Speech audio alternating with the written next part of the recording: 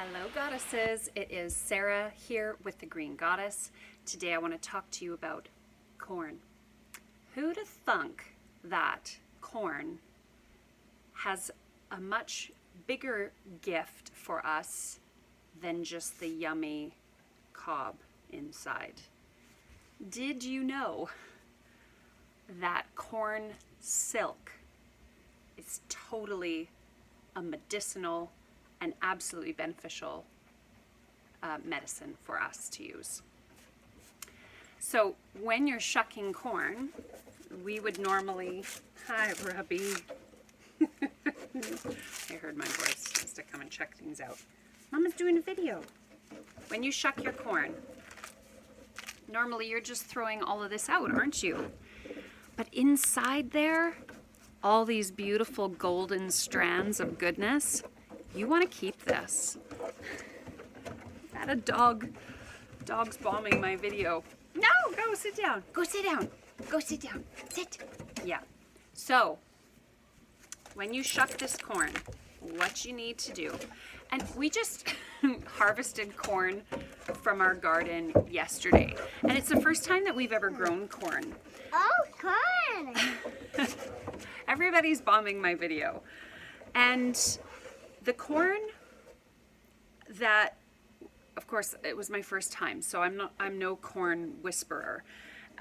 This was mostly an experiment. So do you see this cob, this little pathetic thing that you're like, oh, Sarah, that's such tiny corn? Well, this is really fantastic, actually, because it has so much silk in it. So I am going to show you what to do with corn silk medicine. Hi, Seiji. Hi. You sit with Mom quietly while I do my video, okay? And then, all right, so you're gonna get this out. We'll discard this.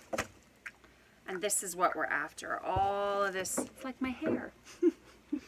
All of this lovely golden silk. Now, you might be thinking, what? I've never heard of this, Sarah. But I'm gonna get rid of the stuff at the ends that just looks a little bit ratty. And this is the stuff that we're going to keep. And I've brought out a little jar with me. This is a 500 ml jar. And I've brought out a pair of scissors. And I'm just going to snip this a little bit into my jar while I try to convince you of why you might want to keep your corn silk the next time you grow it. I will say a word of caution, and it is, you can of course just buy corn from the grocery store at any time in the year and utilize this medicine for yourself if your garden is past the stage where, you know, I'm making this video a little bit late in the season and we still had corn to harvest, but for some of you, if you might not have, you can purchase it from the grocery store. However, I would really be careful in this case that you're purchasing organic corn or corn where you know where it came from and it hasn't been sprayed, so that you're making sure that we're not getting any pesticide residue in our medicine, because that goes against what we're trying to do. So you'll see that even just that one corn cob had enough silk to fill my jar pretty good, but I want to fill it right to the top. So while I'm working on my corn, I want to talk to you guys about why this corn might be, the corn silk might be something you want to have in your life. So corn silk is what we call a cooling demulcent herb. And what that means is that this corn silk is rich in mucilage. And mucilage, which you would typically think of like a mucusy, like a slippery, it has like a slippery quality to it. That slippery, demulcent, cooling property that corn silk has, this like cooling, soothing, demulcent property, is absolutely fantastic. Dad's home. Okay, you go see him. I as well have the whole family bomb my video. Slow down and don't fall down the stairs. Oh my gosh, this video is not going the way I thought, you guys. But anyways, this is incredible for your urinary system, the bladder, anything that has to do with hot, inflamed, irritated conditions of the bladder or urinary system. We're talking about things like UTIs, your bladder infections, any type of urinary inflammation, prostate inflammation, even things like building up your bladder strength. So if you're a young child who's bedwetting, or you're an older person, or a mama who's had too many babies and, you know, we can't jump on a trampoline anymore because we might pee a little, corn silk is the herb for you to help strengthen your bladder. So, but where this really shines are those, you know, burning during urination, or any conditions that have that hot, irritated, inflamed condition of the bladder. This amazing golden silky threads, the cooling action of them, the demulcent action of them is incredible for those conditions. Now, I did a lot of research on corn silk last night. I was reading some science articles, and generally corn silk is recognized as a safe herb. There is no studies out there that are showing that it's unsafe, even for, you know, it's not coming up as a you know, any alarm bells for pregnancy or lactating mums. But we don't have a ton of scientific literature on it either, so you might want to research it a little bit more. The other things that I was reading about it was that it can be good for congestive heart failure. It can be good for diabetes because it is good at stabilizing your blood sugar. It can be an incredible herb as well, medicine for lowering your blood pressure. So if you have high blood pressure, you know, in rats and mice studies, they've been able to show in a lot of these studies that it is good for lowering blood pressure. Another interesting tidbit about corn silk was that it was considered an anti-fatigue herb. This means when they did trials where they administered corn silk tincture to mice, they had a control group where the mice didn't receive it, and then they had another 2 groups of mice, one that received a middle range dose and one that received a high dose. And then they made these mice swim forever. And in the groups where they had received corn silk, they were able to perform much better than the control group that didn't have any. So studies are suggesting that this is a brilliant plant, a herb for us, for helping anti-fatigue, for helping you during your workouts, and also implying as well that it is a good, maybe a stress-reducing herb as well. So who would have thought corn silk, the thing you just throw in the garbage because you think it has no use, actually has incredible use to it. Also, another thing to note is that corn silk has the ability to reduce uric acid in your system. And for any of you who suffer with gout, you will know that uric acid builds up in the system and creates those gout type conditions. And I have a member in my family who suffers with gout, so we will be doing some experiments to see if this medicine helps as well. So another thing that it was noted that corn silk is good for is weight loss. So yeah, like who would have thought, hey? So I bet you won't look at your corn the same way ever again once you learn that all this incredible silk in here is something that you can use. So what I want to do today, the purpose of this video, is that I just wanted to show you quickly how you can make a tincture. Well, maybe not quickly, we're 10 minutes in almost already, but I'm going to keep snipping up a little bit more of this corn silk into my jar, and I have brought out a bottle of vodka so I can get drunk while I'm doing this. Just kidding. I brought out a bottle of vodka because that is what I'm going to pour over top of my corn silk tincture.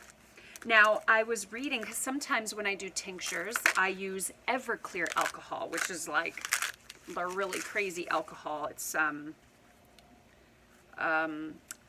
think 100 proof or 95 proof. I kind of forget, but it's like vodka is 40% alcohol, but Everclear is like 90 some percent alcohol. I don't know. It's crazy stuff. And a lot of times tinctures do really well with that really high alcohol quantity. However, I was learning last night and in the last few days researching corn silk and how to make the best tincture with it, that you want to just use regular vodka.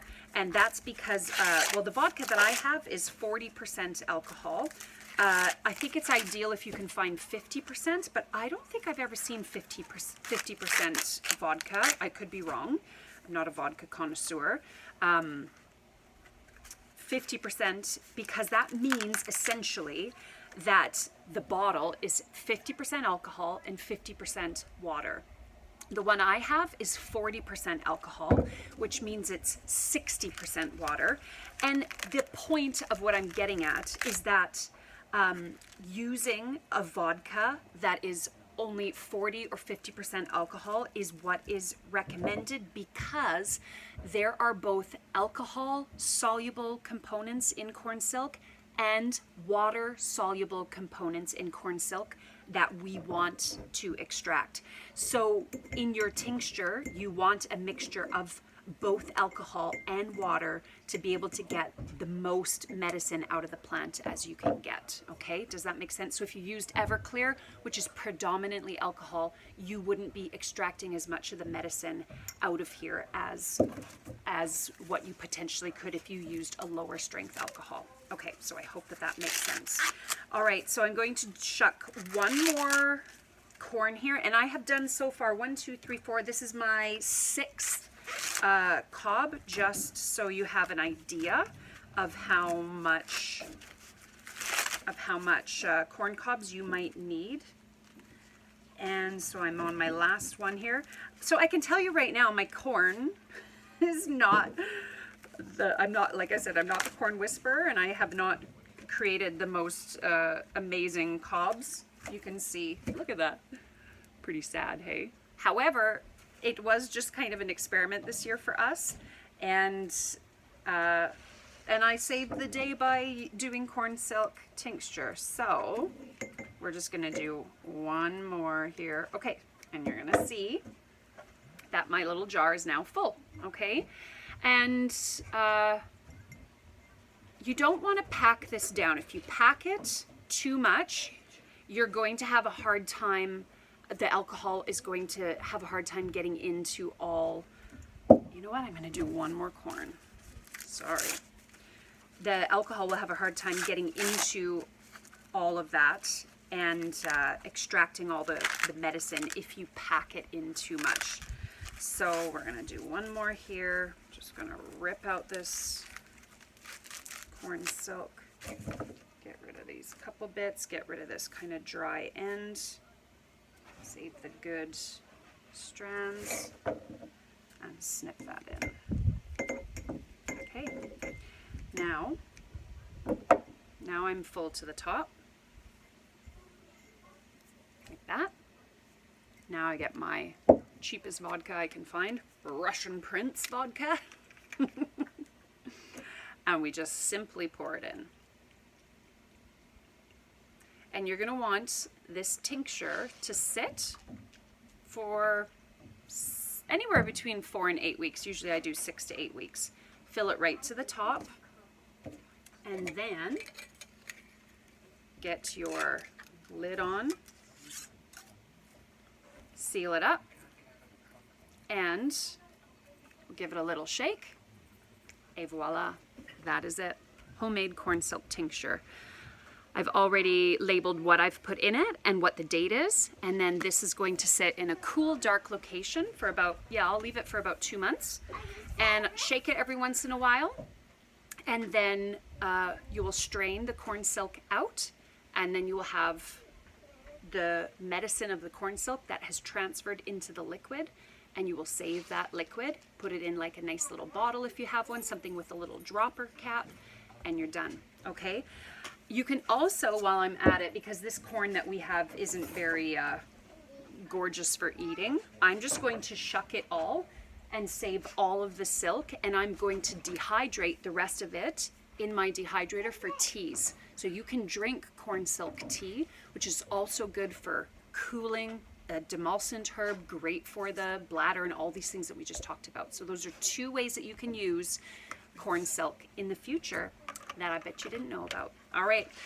I am looking forward to getting to know corn silk better. It's not a plant that I've worked with before, so I will keep you posted in the future on how it works for my family member who has gout, and for our own, family issues and things that we have. So I'll keep you posted. If you have any experience with corn silk, please feel free to leave a comment below. Let me know how you've used it, how it's been helpful for you. I would love to learn more about this plant as well. So keep me posted. Don't forget to like this video, share it with friends, anybody you think might be helpful learning from it. And if you are enjoying our channel, hit the subscribe button, okay? So until next time, goddesses, I wish you green blessings, and we'll see you again. Bye-bye.